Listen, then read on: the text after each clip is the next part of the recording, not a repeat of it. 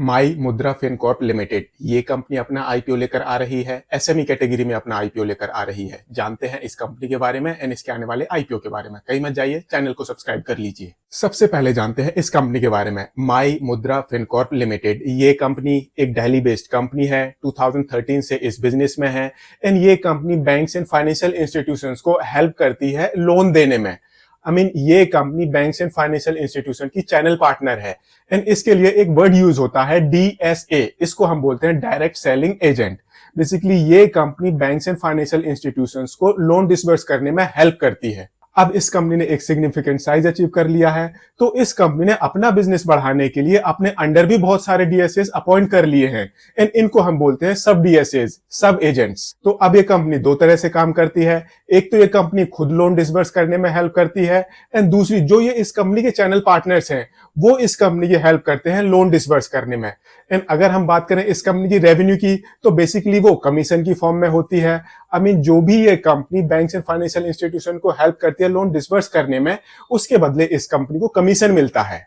And दूसरा commission हो गया उन सर्विसेज का जो इस कंपनी के सब डीएसएस ने इस कंपनी को हेल्प करी है। तो जो कमीशन ये कंपनी अपने सब डीएसएस से कमाती है उसमें से 85% कमीशन ये कंपनी उन सब डीएसएस को दे देती है। एंड अगर हम इस कंपनी की टोटल रेवेन्यू की बात करें तो ये कंपनी 21% रेवेन्यू वो अपनी खुद की सर्विसेज से कमाती है एंड 79% रेवेन्यू ये कंपनी अपने जो सब डीएसएस हैं उनकी सर्विसेज से कमाती है। एंड आज की डेट में ये company more than 90 banks and financial institutions की चैनल पार्टनर है।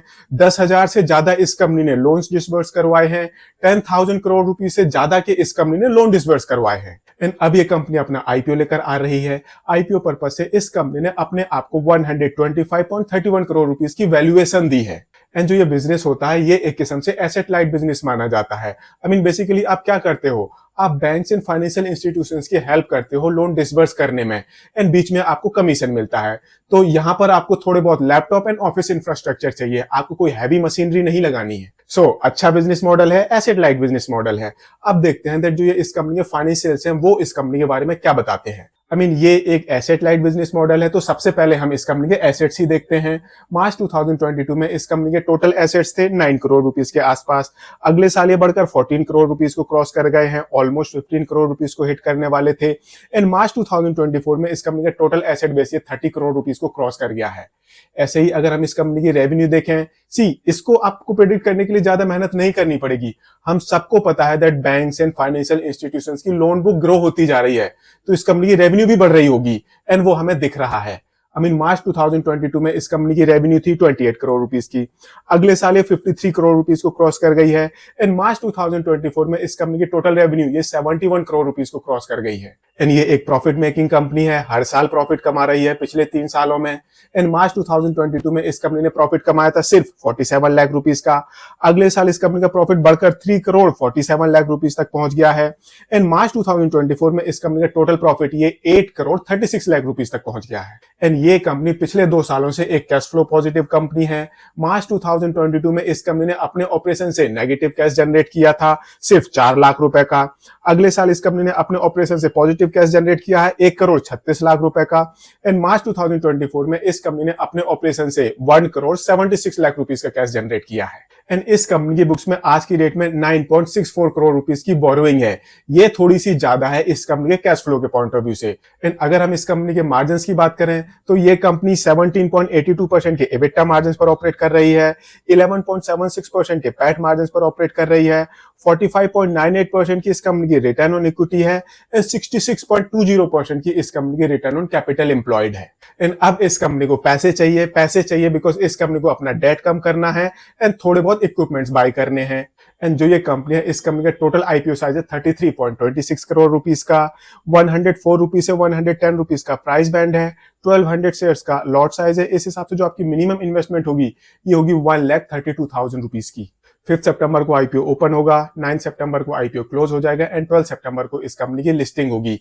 एंड इस आईपीओ के थ्रू जो भी पैसे इस कंपनी के पास आएंगे उन पैसों को ये कंपनी यूज करेगी डेट्स की रीपेमेंट के लिए।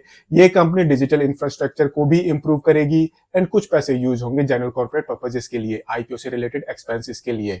तो अब क्वेश्चन आता है, क्या आपको इस कंपनी के आईपीओ को सब्सक्राइब करना चाहिए या फिर आपको इग्नोर करना चाहिए? सी, ये एक अच्छा बिजनेस मॉडल है, एसेट लाइट बिजनेस मॉडल है, बट यहां पर अनऑर्गेनाइज सेक्टर में बहुत सारा कंपटीशन है।